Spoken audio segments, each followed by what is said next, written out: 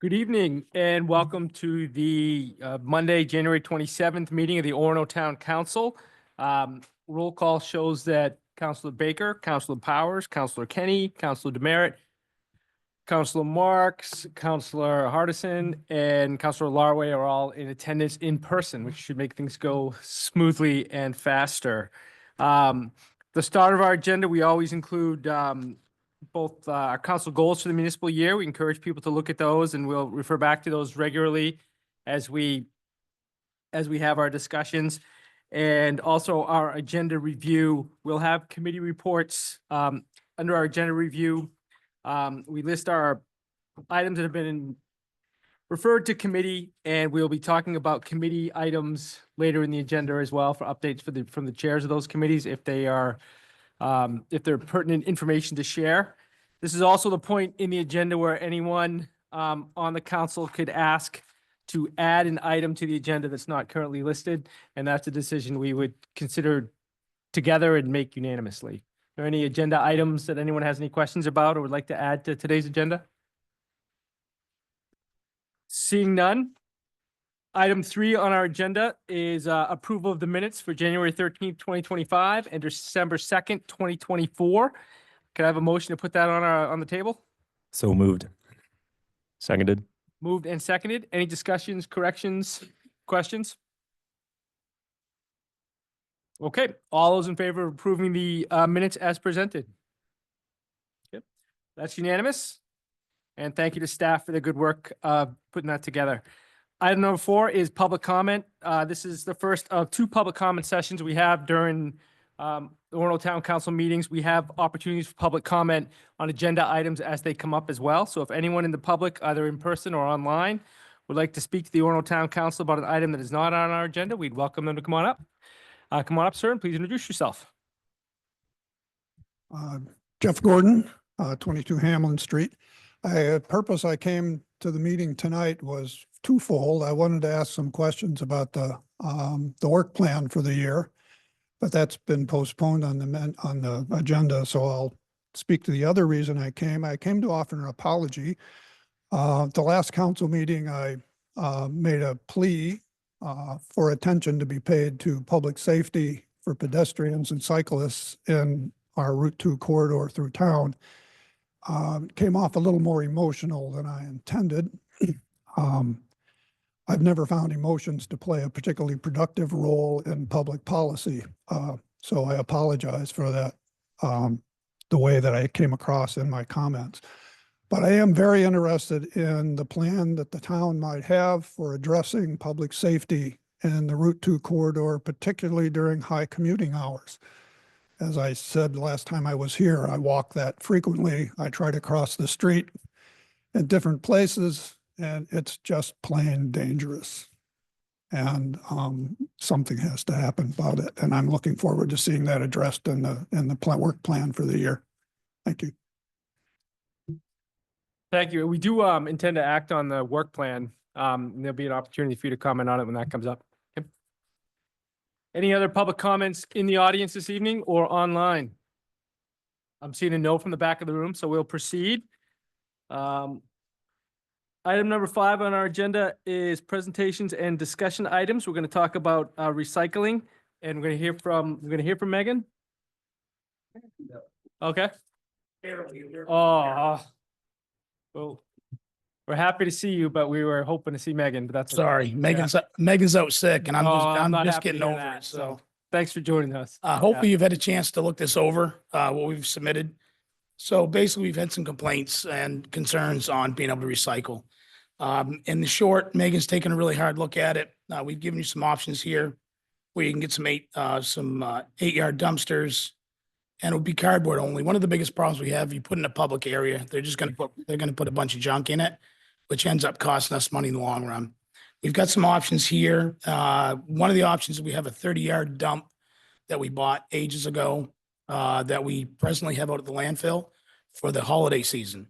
That's one of the options we can put in, just to understand that that does take manpower from us to be able to have to go dump it over in Old Town, which we get to dump for free. So there's not a lot, there's some options here. I want to just take some questions tonight of what was written. I'm sorry, my voice is just burnt tonight, so I apologize about that. And I'll add, if it helps too a little bit, that there were some questions from public and council regarding recycling at maybe our larger apartment complexes. Some do, most don't have it. It's something we don't provide. And again, it's details in the memo. I asked Megan to really highlight this. Anything over a 4-unit apartment complex is considered a commercial recycling opportunity, and it has to be done by the apartment owner. So if it's under that, it is still a residential service, and you get your trash barrels just like any single family home would. So that's kind of what brought that up. There is some information there that Megan provided to me, and I'll just reiterate that there was an awful lot, that one private complex used to have it. They were getting a lot of contaminated recycling, and it just became prohibitive from them doing it. So those are issues that they had. Whatever we would do would probably have similar concerns as well. The other options that are proposed here are off-site to those. So it requires that voluntary hauling of the person, and those tend to have lower recycling rates than where you go to them. And it'll be located at the dump. This is about the safest place we could put it. There any questions? Counselor Baker? A couple things. The current spot at the dump, I haven't been there in, well, a very long time. Is it behind? I'm assuming it's behind the gate. It's behind the gate. Okay. Yes. All right. So you can get to it when the dump's open. Yeah. So, The problem is we put it out front of the gate. We don't know what's getting put into it. that And then we makes run into that problem. complete sense. Nope. Get that. Second thing, and this is more Clint, or really anybody, but, does it seem like the bulk of the complaints are coming from students at the complexes or residents? And there's a point to my question. Well, I know the complaints I deal with are some residents locally that live here. A lot of times around holidays when we have the extra packages, and it's hard to put, and we do try to make, we do try to make time because we do only have the dump open every other Saturday now. So we do try to say, look, call us, make an appointment, and if we've got free time, which we typically do, we can meet them out there. We've worked with some people like that as well. That's why we said we'd prefer to try to do it at the dump if at all possible. But So, the issue you run into too is anybody dumps at the dump, you got to come down and buy a sticker from here or ain't allowed to dump. So that would be another conversation you folks might want to have. yeah. One of the things that I was thinking of, and bigger discussion for later, but I mean, if a lot of the complaints are coming from the student complexes, I'll just say it. I mean, could we put a regulation out there that these student complexes have to offer recycling? That way it's their cost and service, not the town's. Without any further thought, I mean, obviously that's an option. You'd have to. vet That through is the something pros we and have the cons. authority to do if we Yeah. so chose. Okay. Would that be something you could do in hindsight, or would that be something you would do when a new one comes? That, for me, that doesn't, I'm never a big fan of turning around on people and saying, oh, now you gotta do this, new requirement. But, so I guess the question was, could we? And could we make it, I mean, it's basically retro from a new rule. New rules, obviously easier, just to speak to you conversationally. And I think the other one would be with the existing complexes that are larger. I think your probably first step would be to invite their input, saying, rather than pick out who your residents are that may have concerns. There is some general consensus that recycling at the larger facilities would be nice if possible. Do you have any solutions you would propose? And just see if they would voluntarily comply. Yeah. Could- Something to think about. And anybody listening, my email is leo.kenny@orono.org. So, but just so I understand what's in front of us here, it looks like we've had a trailer at the dump, probably not well advertised since beginning of December. And that's basically a free service, other than we have to bring it to Old Town. I assume it's a dump trailer. It was bought for this Yeah. age before I got here. So yes, our guys would go grab it up, take it over the landfill, dump it over there because we can dump cardboard for free. Yep. Yep.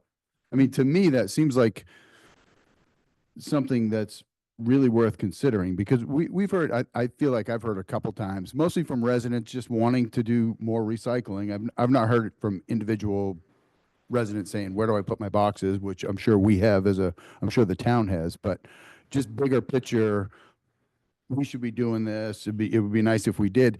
That to me seems like a low barrier. It's basically advertising, put it in the Observer, put it on the website. If you have it, you can, if you have boxes that don't fit, you can bring it to the dump on these dates. And I would suggest that we would not require a dump permit for that service, for that service. Nope, You know, if, that's- I mean, because if you've got students that are living in that development that you want doing it, to make them come get a dump permit doesn't really make sense. Yeah, no, I fully get that. I would be concerned that other municipalities, people would use it since we're paying for it. So not to be parochial, but yeah, I think we'd flesh that out a little bit. All right, I can come back on that. Yep, those are good, and advertising's easy, promotion's easy. Well, so anyone else have any questions or suggestions? My concern with having it be just people could show up is that then that leaves the staff to police. What are you bringing in? No, you have to go get a permit. I think it's something that extra that we're going to be putting onto your staff sitting out there and policing. I mean, Who has what? it does add to our workload. I mean, there's just no ands, or buts about that. I mean, especially if we're going to continue to do scheduling. So we don't have somebody out there all the time. If we get other things going, might not be able to meet them on time. So, I mean, we'll make it work one way or the other, but just a heads up, it is a additional duty for us to do, which we don't mind doing, but. Councilor Marks? I just actually, thanks so much for this presentation and the details. This was really, really great and helpful. I was a bit curious, this trailer that we're talking about having at the dump, it's movable, correct? Correct. It is a trailer. It can be taken to Correct. different locations. I mean, one question I have about the complexes is I suspect that there are certain times of year when students are moving in or moving out, that there are all of a sudden a lot of cardboard boxes that need to go somewhere, and other times of the year when not. Is it something we could just at the move out season offer there was a day when the trailer was going to be at the complexes, or is that not possible? Oh, anything's possible. If I we're mean, trying, I'm not sure where this request came from. Like, did it come originally from people at the complexes themselves who were trying to recycle, Clint, or was this other folks in town concerned about this?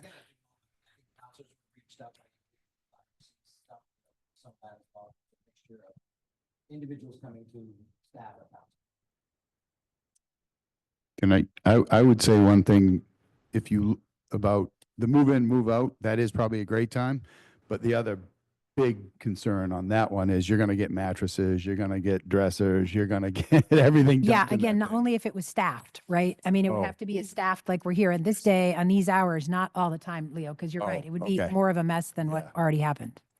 Yeah, I mean, these complexes, so it's any unit that's 5 units or more, right?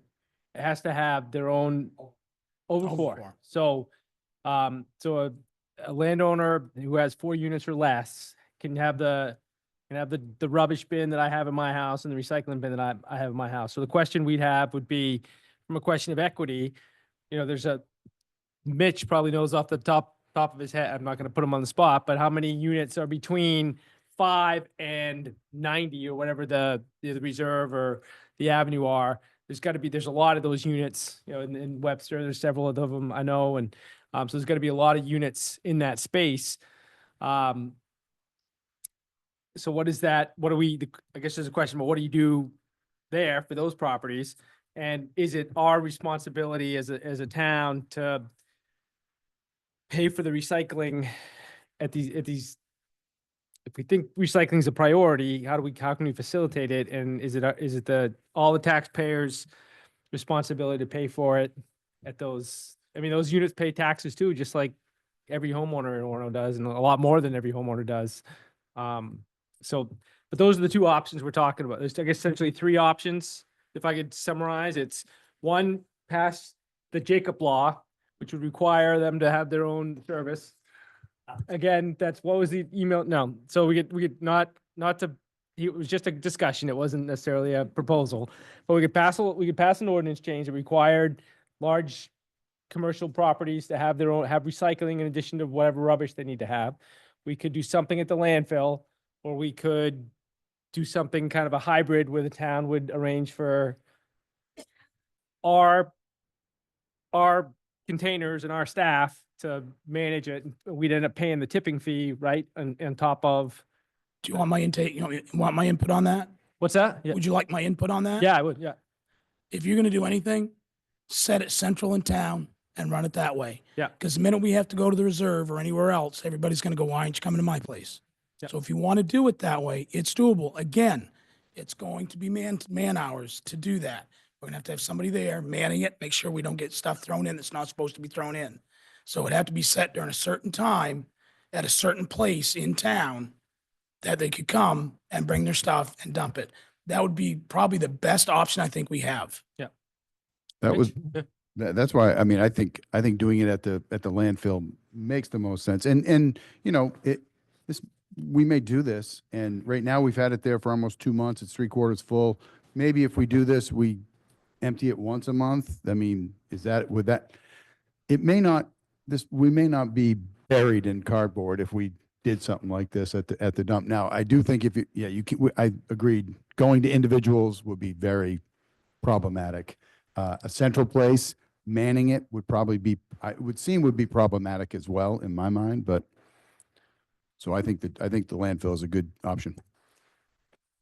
I'd just like to add that when you think about the larger scale units, it's a commercial entity, and we do not do recycling for our businesses either. So once you start to delve into this, what's the line, I guess is the question, Right. because we want to be fair. Yeah. So Swing by Thanks. the- So helpful. Does not sound like at all a good idea. Thank you. All right, so this was a presentation, so I guess we're gonna have a conversation about whether we want to take this. Does it, forgive me for not knowing it, how does it get onto your work plan if is that one of the items that we just, not yeah, at the time of right, creation. An idea, it was an issue that was kind of floating out there, but my mic. Yeah, it was not on the work plan. It just kind of was out there as an item. This isn't one where I think you're making a huge change to what we do, but it would be something that I would note at year end, just saying that we worked out a solution towards recycling for commercial rentals. And again, if landfills if you want this agenda, do you want to refer it to committee? Or do you want staff just to come back with a response of what we're going to try and how we're going to move forward? We can do it any different way. and how many people I mean, I think the recycling in and of itself is a good outcome, and yeah, I don't feel like we heard from a groundswell of residents, and I count among residents, people that live in those units too, in the big complexes, but I guess what's the will of the council? I mean, it sounds like we're already doing something now. So I say we continue to do it. And if it becomes too cumbersome, it's filling up every 2 weeks, then yeah, let's revisit and have a formal solution. But I'd be in favor of just maintaining and monitoring what we're already doing. And if people reach out, say the dump's open every other Saturday, take your cardboard there. And do you need a permit to drop off cardboard, or is that considered? That's completely up to you folks. I Do mean, you right now, now, though? in order to drop anything off, you do. Yeah, I would say my only suggestion is if you wanted to make a move in a direction, the permit's free, correct? No, I think it's $25. $25. You get to go, You you could get 2 say free stickers though. You could go the other route and just say that for recycling only, just show a copy of your lease. Yeah. I think that makes, Recycling only lease? yeah, Yeah. because But we're you- not, Yeah. that is free to it's free to get rid of other than the person bringing it over. There is no tipping fee either, to your point Correct. earlier. We So it's drop just- it we drop it at Old Town for no take it. cost. Okay. Could we get then back a proposal to do that? And then perhaps looking back at our engagement director, some sort of Yep. plan or thoughts about how to promote it so people know that they have that as an option? So we'll bring this back. Bring it back? Can I just ask one more question? On the report, there were 2 different dumpsters. So my understanding is there's an 8-yard dumpster there, but the bigger one is at Kiwanis right now. The one we're talking about Is is that- usually at Kiwanis during the year. But it would not be at Kiwanis anymore. Correct. It would stay not at the be at dump. Kiwanis Okay, during that. I was gotcha. just about to mention that. Thank you. Is And- it possible to have a permit, have them come in and get a permit for recycling? Even if it's free, I think that would take the burden off of reviewing apartment lease. I think it agreements. would have to be free. Yeah, I do too. I'm just thinking about whoever's manning this has to review apartment lease agreements, and is that really where you Yeah. live? So ultimately, we would have to get a new type of permit that was different from the other one. So we would have to purchase stickers, different stickers that were recycling stickers. And yes, I mean, that's something they could probably do downstairs like they do everything else. But the added cost we'd have to get something separate from what's currently there. That feels like overkill to me. Again, I think if we did it without that, and even a lease or just a license with an address here that is an Orono address, that would suffice as well. An Orono ID.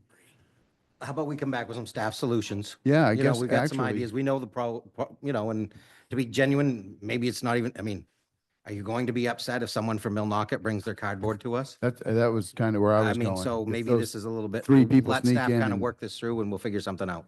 Yeah, and it might just be an ID, a main ID, or, you know, main ID or Orono ID address. That would probably be even easier than a lease. Wear a Black Bear sweatshirt and you're good to go. All right. Thank you, Let's go for the folks. Husky Thank you. sweatshirt. You're on thin ice. Yeah. Thank you, Bill. Sorry. Thank you to Megan for the work. Next up is item 6, acknowledgement by counselors. We'll start on the Jacob Baker side of the table and move left, and I'll go last. Jacob? Yep, I had something in my Come head. back I to just you. Come completely back forgot. to Yes, somebody please. that's good. Thank you. Sorry. Counselor Powers?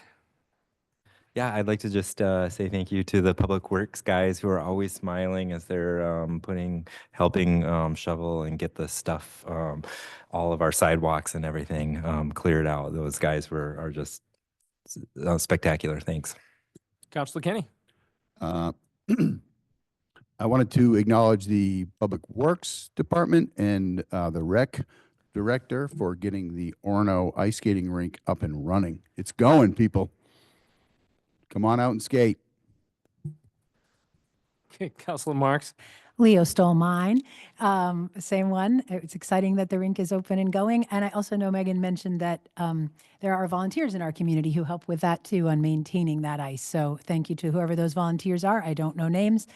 And a big thanks to Zach and our finance department for all the great work going on in the budget planning. Just came from a finance committee meeting and very impressed and grateful. Counselor Hardison? I think Matt and Leo and Sarah have said it.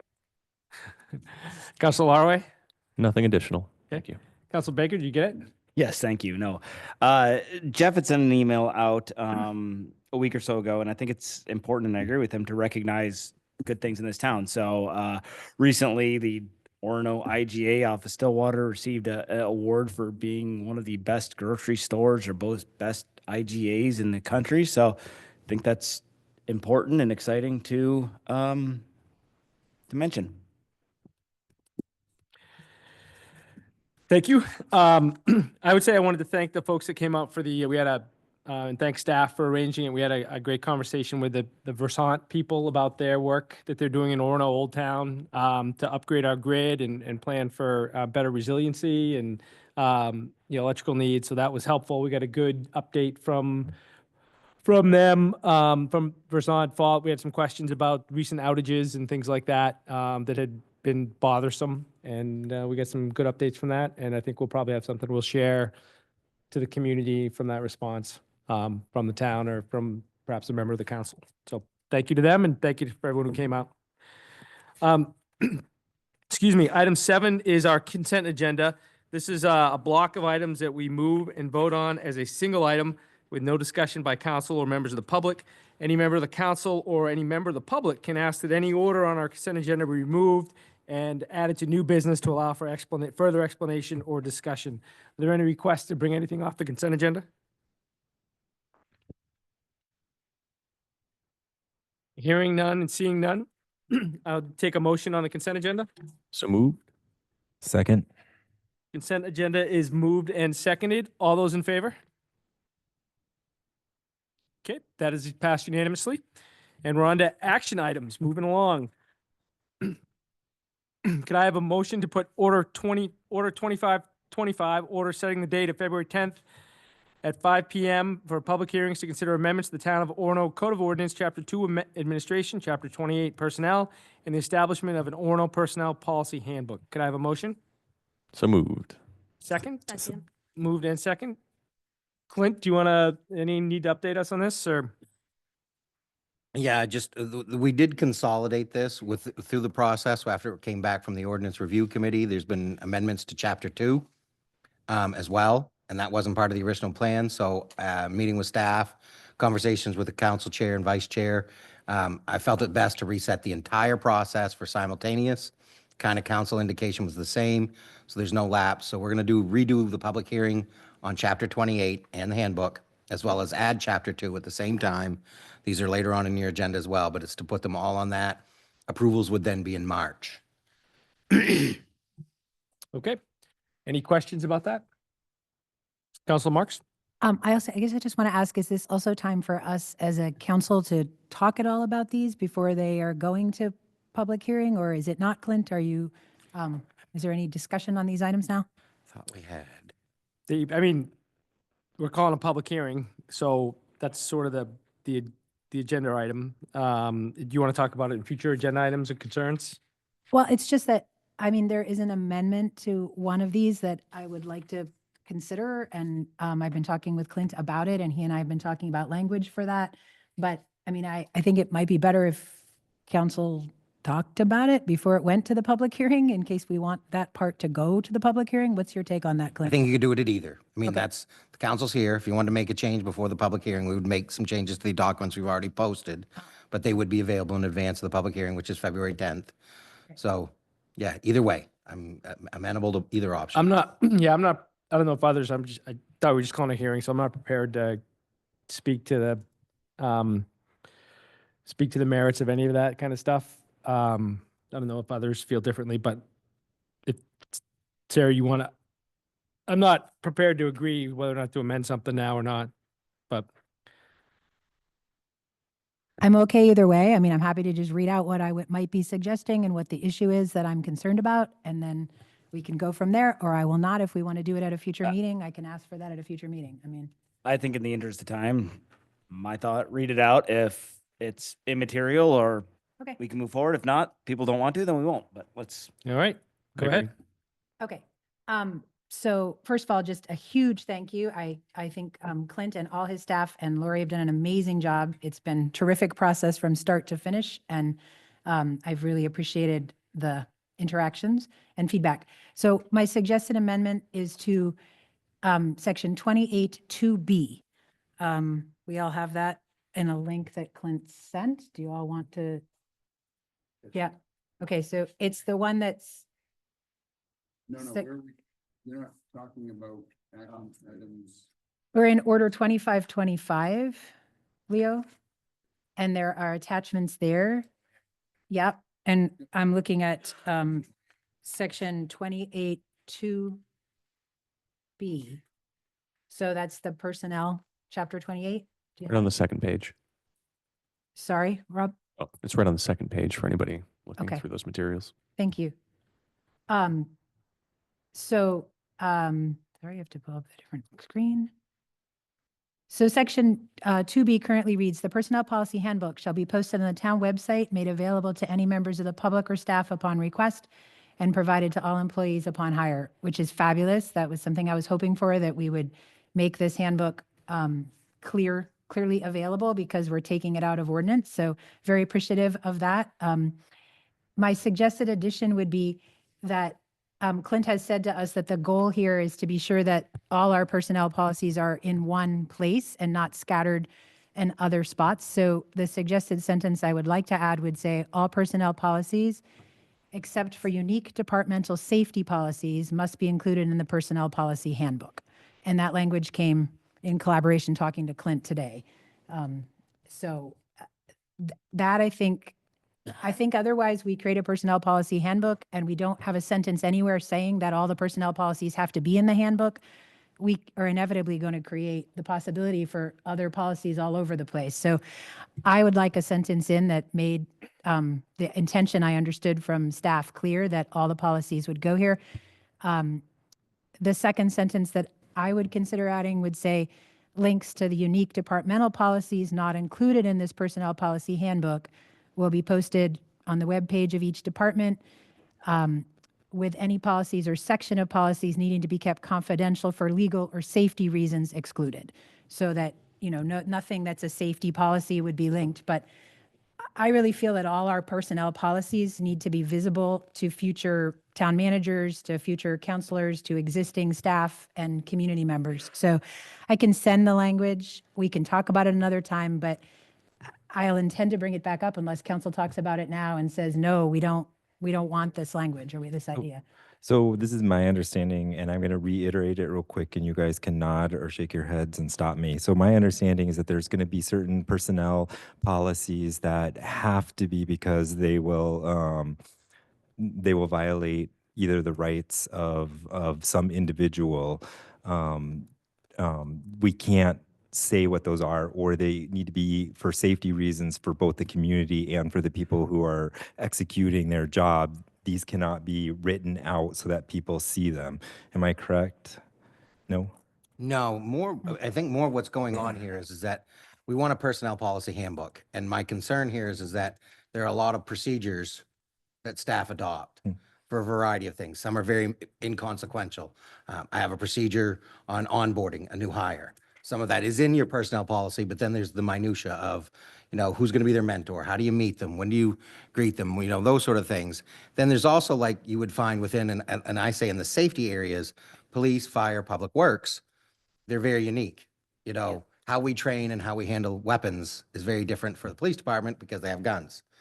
Lockout, tagout, much more a necessity at public works. I didn't want to see a personnel policy handbook that became huge. I mean, because you could be talking hundreds of pages and we could go that route and bring them in. I just don't think that was our goal and objective. And that's where, again, as I shared with Councillor Marks, is when you say all personnel policies, I just didn't want the layperson to think that means, well, there's no other existence of any other procedure that the town would ever adopt. Well, of course there are. There's a lot of things that we're doing. So that's why we said, except things that, and again, safety, and maybe the word should be safety and training. Because those are unique. I mean, those are some of the ones we do, but the police department, I know it's quite a few. We have the fire chief here. I know they have a multitude of procedures that they follow internally about how to respond, how to clean their hazmat gear, how to clean a hose, how to put away equipment at the end of the day. That shouldn't be in our personnel policy. Employee could be written up for not following it, but I feel it's kind of outside that scope. So this is, I think, the language you're just trying to get to, and we could make those available. I don't know if I'd say on departmental websites, but we could be putting them together. And I like the idea, and I talked about this with staff, of having repositories where people know where to go, because then we all know what we've put in writing. And if it's not there, it should be added. So I guess my understanding is we want to balance the unwieldiness of this book with still the ability to be open and transparent, so that we are not making, so that each department isn't making all these rules that we can't find. And any way we can make sure that future councils can look back and be like, oh yeah, this is the policies within each one of these, and yeah, these are good, these are not, and that those aren't getting hidden. Then I think that's fabulous and wonderful, and I'm all for it, just as long as there's that accounting. And I agree with you, I wouldn't want to have like a 3,000 page tome for what we're really looking at is how this department is functioning. We compile, sorry. I was just going to say, I just emailed to all counselors the language I read out loud and to Clint. So if you need to look at it, it's there. And I think with the amendment that's proposed, I'm not going to have any reservations. I would just ask for time to compile what every department has.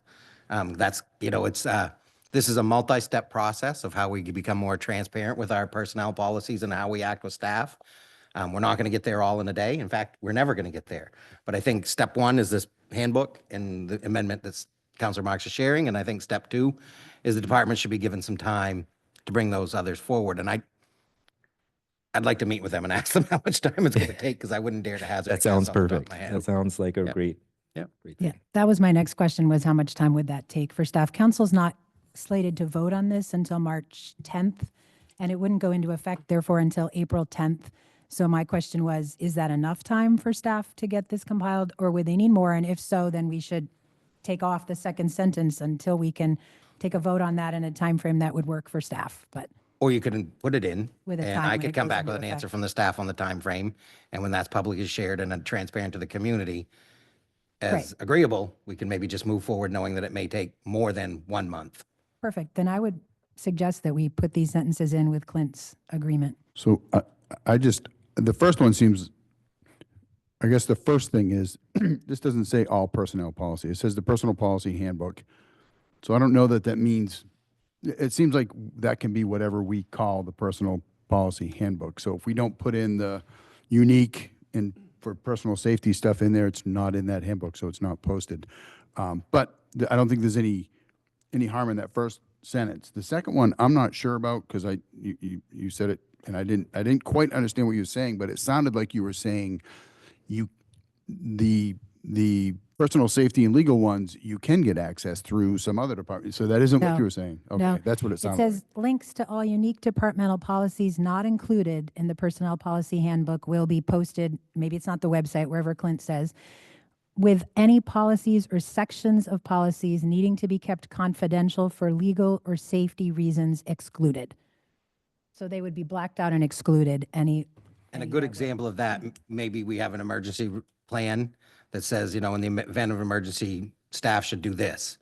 Well, it does no good to publicize that to the world as a whole, that what we're going to do, because then they'll just take advantage of that information. And those are pretty standard practices in some of those. That's the one that jumps to mind the first. But if, just as long as we have an accounting of those and we don't have like, you know, we have no idea that these exist, then I think we're fine with that.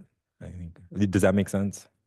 No. Okay. So I guess what I want to make sure is that even if we have these safety policies that we cannot be public, that there's still an accounting that they're there so that future council can look at them and evaluate them accordingly, or that I guess what I'd be afraid of is that departments will start making policies and putting them there. Not that I don't think any of our people would do that now, but there's always going into the future where then there's this whole black section of policies that nobody knows what exactly is there except for maybe the departmental head, I guess. That's kind of what I'm saying.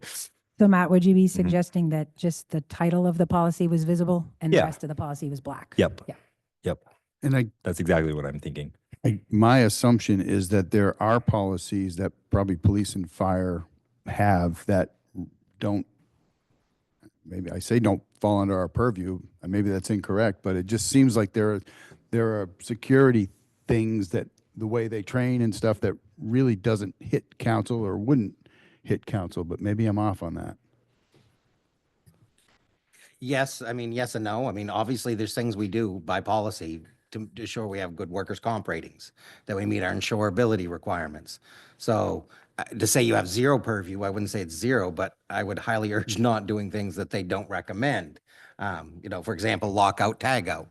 You know, I guess this council could say, no, we don't need lockout, tagout on our equipment. And I Or, would highly urge you not to do something Yeah. like that. We really should have lockout, tagout. or a council digging into specifics that a police or fire Yeah. do that we have no, so. But Leo, this doesn't say anything about what council's purview is. That's a whole other discussion that we can have and should have. But all this says is that there's links to the policies that exist. That, yeah, and I guess if we put them both in, we can talk more about it, because I guess we don't want to, but I'm still a little sketchy on that second part, but the first part seems like a no-brainer to me. The only question I have, and this is more towards, I guess, a staff, Clint, is that, so personnel policy in my mind, that's a booklet, personnel policy. But then when you start talking about, you know, procedures and all the day-to-day minutia of being employed by the town, will it be too cumbersome to put that online every time it's changed? So we decide that OSHA says fire hoses should be folded this way this year instead of that way. I mean, I don't know what I don't know, but I could see it being cumbersome to make sure that every single procedure we have is online. Agreed. the council topic. I mean, as your manager, I'm Yeah. here to work with you on this and whatever your comfort level is. I don't know what the solution is you're looking for. I'm not positive it will or won't be cumbersome at this point because I don't know to what level we're going to drill down into. You know, police, fire. I mean, but in the hiring practices, we're not going to publish all the little procedures. It just makes no sense. I mean, I've written a dozen since I've been hired here regarding everything from just how they handle interdepartmental processes. So like if you're going to do something that's going to incur staff between both departments, the manager has to approve it. And I wrote a little procedure on that because that prevents one department from queuing up other department resources without kind of working through the appropriate channels.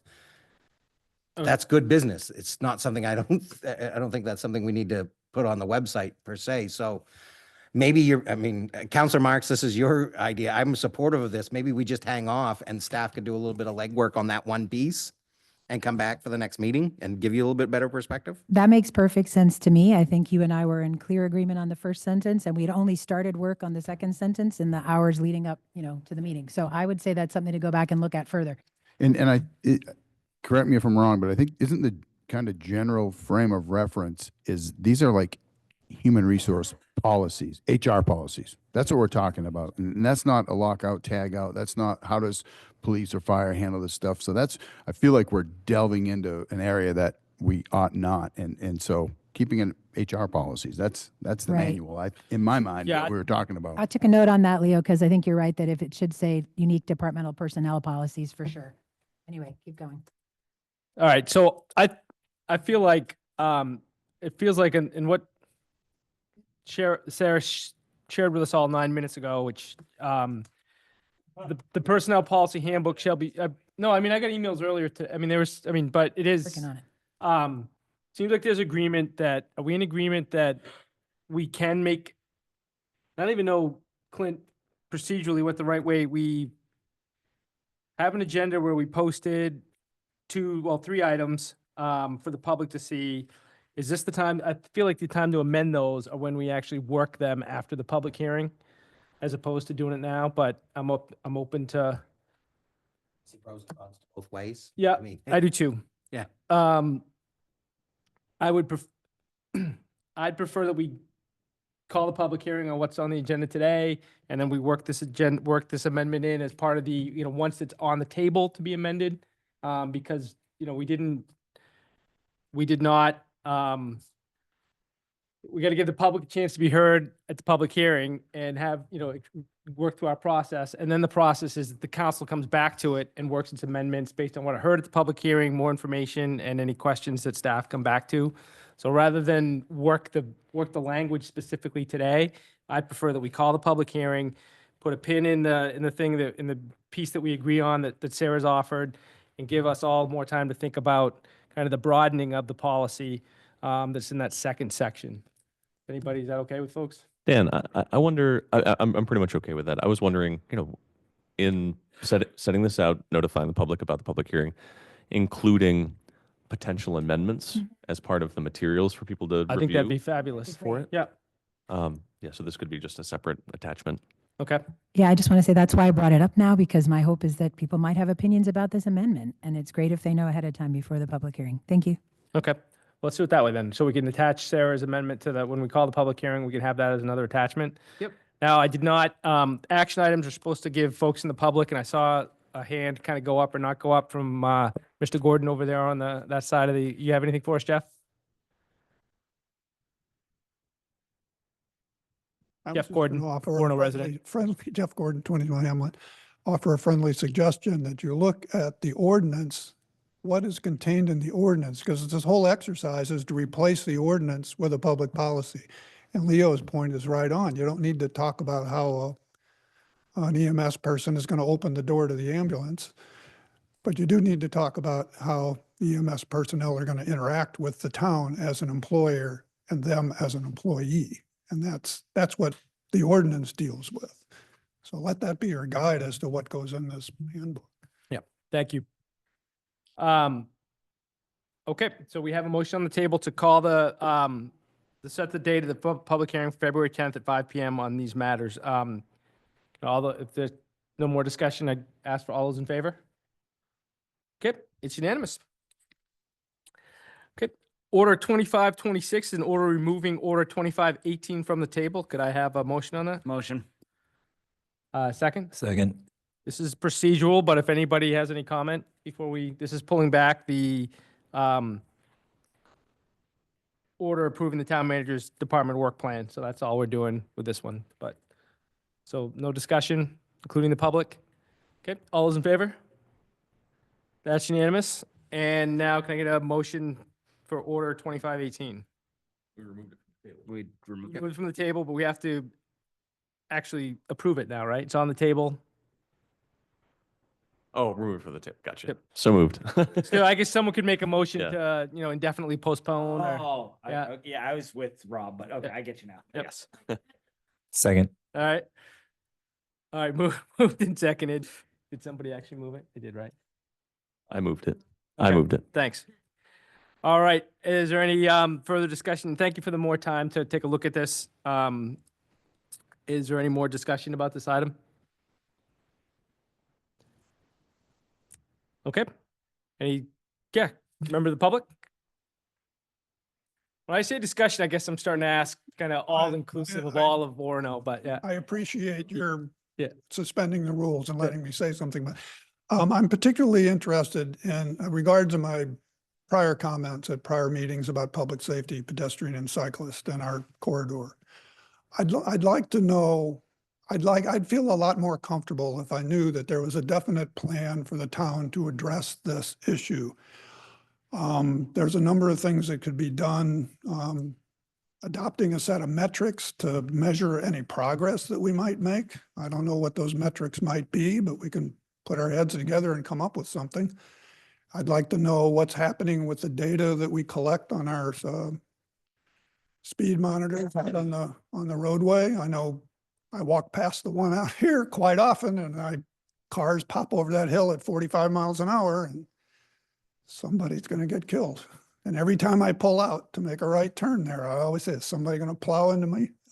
And they can't, especially at night. You can't see. There's no visibility. There's no crosswalks between Westwood and the rest of town. So I have to come all the way in here, but that's fine. So there's things that we can do. And I'd just like to know that they are going to be addressed in the coming year in some way. Dan, when are we Yeah. getting the light at Westwood? We had approved it. It's been approved and funded, so we're waiting for, Got an The ground update to thaw? today that the purchase order is being processed. They finally have available and we're making payment, but I still don't have that exact install timeline. Okay. But. But and I then will- what is one tangible Yep, thing that we're Yeah, doing? and then there is the only thing that's in here that I would say is spot on is we do have the council approved goal of Orono stops. And that's a police goal for the year to do a December 2025 report. And it doesn't, it says measure comparative data from 2024 in the 2025. So I think that's the beginning of metrics. I just don't think we've established which metrics are the ones we want to use. But that's just Orono stops. At one meeting, someone made a comment that, well, we haven't had any deaths. And I said, is that the metric we want to use? And I said, I don't think so. No, so that was probably me for the record. But I do have the same question is, define, I appreciate, and you're absolutely right. I think you need data to know if we're making progress, but I also think we need some sort of we want to address public safety and pedestrian and bike safety. That's a pretty general statement. So I don't how do we define the problem? I think that has to be done before, in addition. So it may be using the data from that sign or using something, but I mean, that's a very, do we define it by the number of car pedestrian accidents? Do we define it by, not deaths necessarily, but I mean, that's what we're talking about. Well, clearly it's a work in progress. I just want to see some progress. I want to see some work and something to happen. Yeah, and I think, Form a committee, have some citizens come in who share my concern, and there are plenty of them. Have them come in and throw some ideas around, work with our public safety people. again, Come up with some ideas. They yeah. have ideas. They know this is their jobs. They know this stuff. that's all, I think, good stuff, but I do think defining the issue other than, Yeah. I think that's very generic. That doesn't, and again, it has to be, we have to define the issue. Make it less generic, but I just want to see something happen. Yeah, I see your point, Leo, and I think also sort of what Jeff just raised, like getting together a group of citizens, having some sort of meeting could help us define the issue more specifically to set some goals, understanding what goals people want to see more specifically, what people think could work, especially with the input of our public safety departments. And I also, what comes to mind for me around this, and this is a longer term thing, so I mean, some of these issues should be addressed sooner, but is the potential Route 2 corridor project, where there's a lot of emphasis that we heard from people about, pedestrian and bicycle safety, and something we emphasized as well when trying to amend the plan in various ways, or not the plan, but the drafts. So, I mean, longer term, I think we have set this as a priority for ourselves, but also I'm interested in seeing work progress on this in a more immediate fashion. I don't know whether that means having a meeting in the style that Jeff has raised or something else, but I'm interested to hear what other counselors think. Matt, do you want to go? Go ahead. I think one thing that I'm concerned too, Jeff, and I think one thing that we are starting to address is the fact that the what crosswalks we do have, get wiped away. People, driving by, especially at night, they can't tell there's even a crosswalk there, and they're not looking at the signs. And so, and I do think that there are we're working towards maybe getting that, start looking at ways to address the fact that the crosswalks may need to be updated more. So We bought a painter, right? Did we? Yep. Your budget will include that Oh, for okay. 2020 coming up as a proposal, and we may be able to buy it before that. So that is part of it. I mean, there are, and I am going to take a chance while you're saying this. When you look at metrics, one of the things we're doing, the capital planning's on my mind, because I've been working on it very heavily. But just as one example, I'm putting out data of what the town does or maintains, and I know I have it in here. 17 miles of sidewalk, and, I know I had it. I thought I had it. 17 miles of sidewalk, 6 traffic signals, 602 streetlights. Oh, I thought I had it, but I have the number of crosswalks we actually paint and maintain in the town.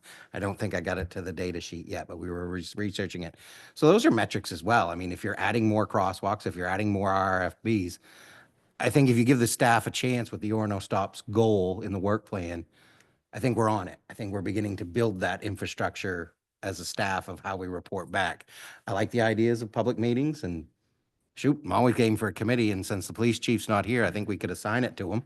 I'll have to play this back for him on tomorrow when we meet, but I think a public meeting on this isn't a bad idea either in the future, where we could host just a night and see if people want to talk a little bit more about what the metrics and data is that they feel show whether we're a safe bike and pedestrian community.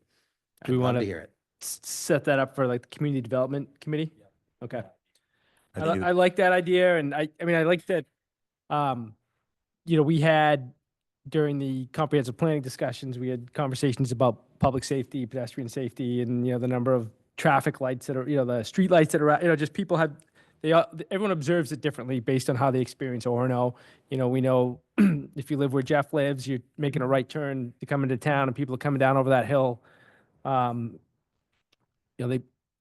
get it. And so everyone has a different experience based on what they think is the kind of the key things. And I want to have a story for Orono Stops needs to have a story of, progress and some success measures. It's good for the staff, it's good for the council, so that people, have some trust that when we say things, we lean into them and we accomplish them. And, we're not going to it's not all going to happen in a day, but we're making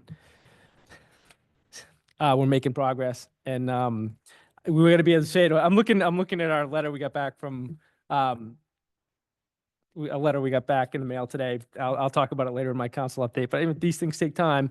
But it was the crosswalk at Westwood was something that we've been on our agenda for 4 or 5 months, and it's going to go in, and we don't know exactly when. But when it does go in, it'll be a step, a significant sign of progress. And so, And I think that's I think a valid point that and I do hear what you're saying, Jeff, like recording and data is good, but I mean, we just listed, 3 things that have been done for for pedestrian safety. The Orono stops, that's a pretty big one. We lighted crosswalk at Westwood, that's a pretty big one. So I think those things are huge. We're probably we're hearing already and working towards investing in being able to repaint the crosswalks because those get out. So I mean, good work I think is being done. And how do you measure? What does that measure? I mean, what's other than saying we've done it? What I guess. Yeah. Yeah, and I think those. Yeah, and I say we have. Yep. Yeah, we've and started to look at that. I think one of the challenges we ought to have, and we got to turn back to the folks on Forest Avenue when we get the data from the speed signs, because they're going to tell us, there are times when I'm walking down Main Street and people are going, they're blinking, they've tilted the sign, right? It's blinking because they're going so fast it doesn't even give them a number. And then there are times when, when I'm coming to a council meeting and Main Street's really busy and everyone's going 17 miles an hour because traffic's backed up, and so the median doesn't do us any good. We need to know what are the in the tails. I don't want to hear the median, because I know the median is suppressed because there are times where we're at a standstill at that spot. Same thing with the sign going up Forest Avenue. That's not where the problem, going out of town up Forest Avenue is not the problem. It's coming back into town, I think, so. Yeah, and I think there's different ways we can address that moving forward. I unfortunately am not able to read that data out of that particular file that you sent me, so I apologize, and I need to get back on that. It's just because I have a Mac. Yeah. It's not your problem; it's my problem. Okay. All right, so let's get together and Jeff, we'll make sure you get invited to that meeting too, but we'll do the community development, have a conversation about that. And Clint, you're open to that kind of feedback? Okay, thank you. And I think staff's doing been really responsive. It is time to maybe paint those traffic calming measures on Forest Ave, 'cause I was coming back into town the other night that way and whoa, there it is. And I came right on it pretty quick. It, 4 degree, you got that 0 degree paint you can throw down. that 35 degree, yeah. That 35 mile an hour speed limit out there is still a little hot for that one, which is fine by me, but I just got to remember it's there. All right, so now we have this on the table. We had a conversation about it. Any more discussion before we approve the manager's work plan? And this will go up on the website, right, Clint? It's going to be. Yeah, we can figure out. Yeah, I'm gonna work with Cody in different ways to get that up there, but I think there's more to this, the goals, the work plan, eventual reports that I do on progress. Yeah. Yeah. This was this was in our agenda and actually Jeff texted me over the weekend. It was on our agenda from the 13th. It was not linked to the agenda that is up today. I don't know, and I forgot to bring that up to you this morning, so I apologize for that. But so we definitely need to make sure in the minutes and then linking back, it gets there so people can see it. But I like this accountability and I like this transparency in terms of the work we're doing. I think it's good for the public, and I think it's good for us in terms of our keeping things on track. Okay, so if that's it for discussion, all those in favor? That's unanimous, and we'll move on to, thank you for that, and good work. We'll move on to council committee reports, and the first item up is Community Development Committee. Matt? We have no update at the moment. Okay. Our next meeting is February, A week from Thursday. week from Thursday. Finance and operations, apparently they met today. Yes, we met today. We are moving forward with the ideas for the MOU and deed restrictions for the old fire station. Today's meeting, Bob Sinclair from the Historical Society and then a couple members from the Boy Scout troops came. So the KCI is having a meeting tomorrow to determine whether they want to take on the building, and the goal would be then to have the language for either an MOU or deed restrictions to council within the next month. I think is reasonable, and in which case we can discuss, set a public hearing and move forward. We continue to review financials on a monthly basis. There's some good discussion today about as far as what we wanted to see moving forward. And the intention is to bring those financials to council on a monthly, quarterly basis. I forget what, Clint, monthly, yeah. Yep. So To the committee. I thought to the full council. Okay. That's what I'm wondering, that I think that's the next step is what you want to have on a council agenda, if and how. So I don't know if we've made that decision yet, or you've I recommended. think we need to talk about that in Finance Committee next month Perfect. to have a schedule for council. Sounds good. That's all I have. Okay, nominations, evaluations, and council policies committee, Sarah? Yes, we're continuing to work on the process and recommended steps and process for the 360 evaluation of the town manager and the town council. Our plan, we're still on the timeline, working right on schedule to bring something to council at our second meeting in February for you all to consider. I think our next meeting as a committee would be on February 13th, Thursday morning. I'm pretty positive. It's not yet on the website, but I think it's the second Thursday. So February 13th is our next meeting. Thank you, Sarah. Ordinance Review Committee, Rob? The Ordinance Review Committee will be meeting on the second Wednesday of each month, as it has been. This coming month will be the 12th, Wednesday the 12th at 10:30 a.m. I think we're set to discuss some initial proposals for ordinances that Shelley Crosby has marked as particularly worthy of review. So I guess we'll have a little bit more specifics for council next time.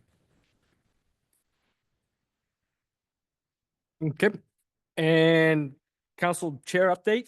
I guess that's me. I want to share that waiting for me when I got here today was a letter from the Penobscot Nation Chief Kirk Francis in response to Orono's apology letter that we sent regarding the signage issue. And I will, do you think, Sarah, I mean, I'm happy to read it now. It's short, or I could post it. Okay if I read it? I'd say read it and post it. Yep. All right, we'll do both. It says, Dear Orono Town Council, it's dated January 25th. After careful reflection, we, the Chief and Council of the Penobscot Nation, are responding to your letter of apology concerning the changes to Orono's gateway signage in 2022. We genuinely appreciate your thoughtful consideration of the effects these changes have had on Penobscot Nation citizens, our view of the town of Orono, and our ongoing efforts to acknowledge the contributions, significance, and often overlooked histories of the Penobscot people, their culture, and stewardship of the Penobscot River watershed. The modifications to the gateway signs took us by surprise, especially given your prior discussions with James Eric Francis Sr., the Director of our Culture and Historic Preservation Department, Dr. Darren Ranko, and other knowledgeable members of our community. Looking ahead, we are heartened by the tone and details of your apology. The 6 proposals you outlined lay a strong groundwork for collaborative progress. It is essential that we establish consistent communication and consultation as we work to address and rectify the harm caused by these recent changes. Our goal is to strengthen our relationship with the town, particularly considering its namesake, one of our most significant leaders in the past 3 centuries. Lastly, we urge you to continue collaborating with the Culture and Historic Preservation Department. Work alongside James Eric Francis Sr. and his team as you not only seek to reintegrate Chief Orono into the town signage, but also enhance the way the town engages with us in sharing his story and the broad narrative of the Penobscot people and culture throughout our territory. Sincerely, Kirk E. Francis, Chief of the Penobscot Nation. So very pleased to receive that. This was in response to a letter that we worked on and sent in January 24. So, and we've made good progress, I think, in the work conversations in the interim year. So we will get copies to people, and I'm pleased with that response. Any observations or? Okay. Well, thank you. And thanks, Clint, for getting that to me. I think that's it for council chair report, and now the town manager's report. Just a few items. I listed a couple others I added. The first one, Versant and the power outages, they did meet with us, and I want to thank council for that we're able to attend. They also sent up a follow email to me for the recent outages in January. They did note that back to 2020, there's been some reliability changes. A lot of that's due to tree touchings to their power lines. They actually shared this a lot at their meeting, that a lot of the trees that are impacting their lines are outside of the right of way. They are in a much more proactive process to identify them and contact the property owners to trim them so they don't affect the power lines. But that's a long process, and I forget the percentage, but they've actually had a great improvement since they've started this proactive process, and they're doing it annually here in Orono. The other three, there was the January 2nd outage. There was an insulator that caused 4,700 people to lose power. It was due to a line that came down on the cross arm. So that has been fixed. On the January 6th one, they've had some increased usage due to the changes in power and the plunging temperatures. The mobile substation had to be moved on site, and they're doing ongoing work to the substation to swap out a transformer. That is underway, is what I have of the email that we received yesterday. Late last week, Friday. And then on January 20th, Westwood Ave, they actually had, there was many repeat, 2 separate outages. It affected 10 customers on the first one, 10:30 and 12:18. The first time they went, they were unable to find a cause, fixed it. It happened again. They went back out again and realized that there was a tree branch that was bouncing on the line, causing intermittent outages. It was removed and fixed by 1:55. No reports of issues since then. So I wanted to share that. They were very responsive with that. We have great contacts there. Special thank you to Judy Long, who presented that meeting and actually provided this update in an email to us afterwards. Clint? Yeah. Did they offer or suggest that, because I heard some of the presentation about, I think a large percentage of them, like you just mentioned, trees being outside of the right of way where they can touch them.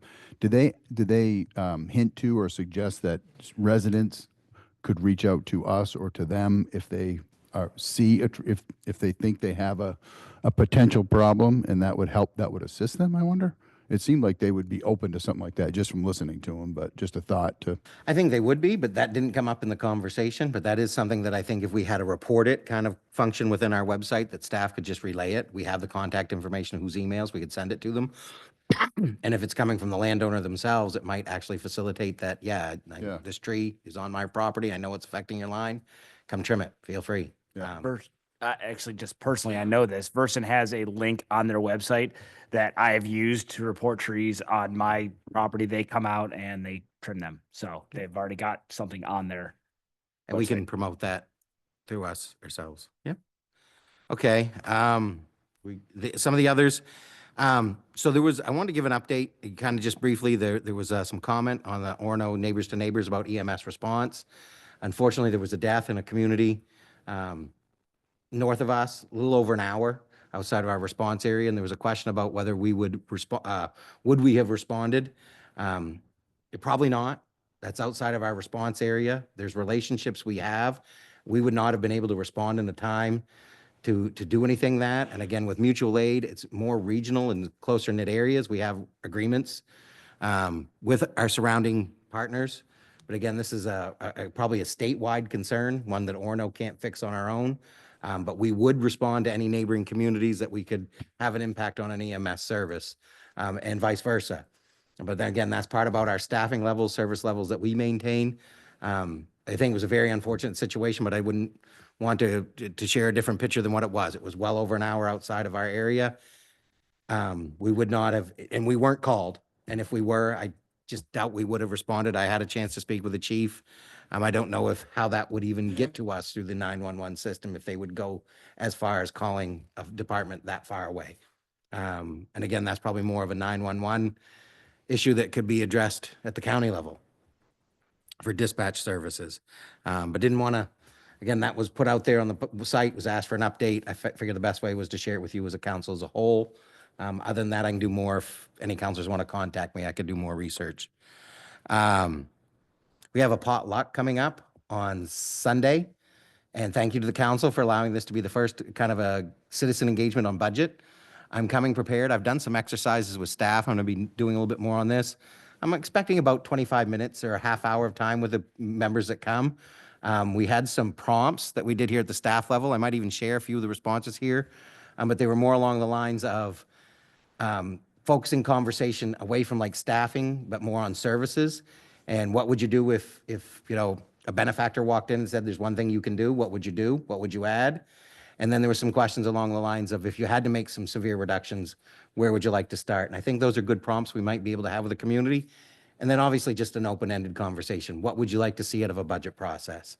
You know, what have you seen in the years past you'd like to have added? What do you like? What would you see removed? Kind of conversations. But thank you again for hosting that, and I hope a lot of people show up on Sunday. There's been some conversations. I had an update with the council regarding our after-school program, high demand, and Megan came up with an idea, Mazzella, and I said I was going to let them know, but she's going to do a babysitting class in February and create a list of interested high school or college kids that are interested in doing babysitting for residents that can't find care. It's not a perfect solution to what we have. Obviously, we need more facilities and more staffing to have a bigger program. We're currently at 48. It started at 24 just 3 years ago. So, I mean, we doubled in just 3 years. And there's already a demand. I think she said she's got 7 or 8 still on the wait list. We just can't get to it. And it seems every time we do another jump, there's another 7 or 8 on the wait list and another 7 or 8. But I thought that was a good update. I met with the Orono Health Association, and they presented some ideas on an MOU for how they use their facility. We are going to do something with them. It's going to become a little bit broader use for that property, but they have the means and the need, and we're going to kind of work that out. That will be, I don't know if that'll come back to the council. I think what we're going to try to do is do like a 1-year kind of stopgap, and then maybe have a more thoughtful process of what we do in the long run for the next 5, 10, 15 years, whatever it may be. But they do have a need for more food cupboard space for public to come in and get food. And they have provided some great data. The other, just 3 little ones, the DEI meeting last week we had, it was a public meeting on February 4th. It is open to the public, but it's a workshop format of the council, the DEIB committee, and then staff. So it's more of a listening opportunity for the community members that want to come. It's a chance for us to figure out our long-term plans. We're working with consultant Dustin Ward of It Is Time, LLC, and it's been a great process and very hopeful. I think there's great work coming out of there. But again, that's next February 4th, and we'll be sending out another reminder tomorrow. Comp plan. Some conversations, and with our website update, maybe some dates got missed. There had been some conversation about land use planning. The next stage is to get into land use planning. There might have been some thoughts about whether they were going to be talking about land or water issues, but it's land use planning. And what happened, I think, more was that as they ended their meetings in December and we had the January meeting, staff and the comp plan committee, and Rob, you can jump in a little bit, but they're going to be a meeting in the end of February. Staff wants to give substance to the future, to the next meeting on land use, rather than just wide open broad. So I met with Isabella. She sent a nice, or Isabel, and she sent a nice summary. That's why that got changed. If people saw a date of February 6th, it was originally a tentative plan. And then it was, I don't know when it did come down, but it did come off our website because she's moving towards a late February. And again, it's probably mid-spring is when the land use topic will come forward. So hopefully people will participate. I know a few counselors had some intentions to go. Speak with me or Isabel. We'd love to get you involved in that as well. And last, committee agendas. Been working with Amanda. Welcome back, Amanda. I was remote for your first meeting back, but good to be here with you. Working a little bit more on the detail for how we post the committee agendas. Everything that's been the council meetings that's been referred to you will be on the agenda every time you meet, as well as a recurring topic. For example, Finance Committee has the monthly reports will always be listed there as an item. As the chair of a committee, if you want something on there, just email Amanda or I, and we'll get it on there for you. Otherwise, that's going to be a static format, and we'll keep posting them as such going forward. That was a fairly long manager's report compared to what I've done in the past, and that's it. Excellent. Thank you. That concludes item 10. We have public petitions. We have none. Item 12 is future agenda items and council requests for supporting items. Anything at this time for anybody? Council Marks. Yeah, I had 2 things that came up this week. One is, I don't know because perhaps I missed it there. I went through the minutes for the one meeting when I was sick, but I don't know if we've had any mini grant update and we're 6 months through the year and I think we have had none approved. I got a request today asking, a community member asking if they still existed and saying they hadn't been able to find information on that. So I guess I have a question about whether we've had any applications or not, and also perhaps an update from staff or whoever's in charge of how we're publicizing those this year. I'm not sure, but where are they on the website? Are they on the sign out front? Are we going to run that in the next Orono Observer just to let people know that they still exist? So some kind of update on where we're at with mini grants and mini grant publicity is my first one. And my second one was, I had an inquiry from a community member today about how a community member or group of people in the community can approach council about making a resolution. We have a policy or a procedure that's linked on our website from 2022 about how community members can do that.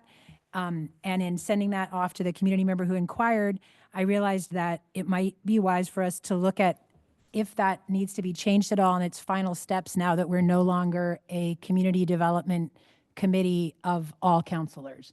So I guess my question to council would be, maybe do we want to refer that to NECAP to take a quick look at that policy?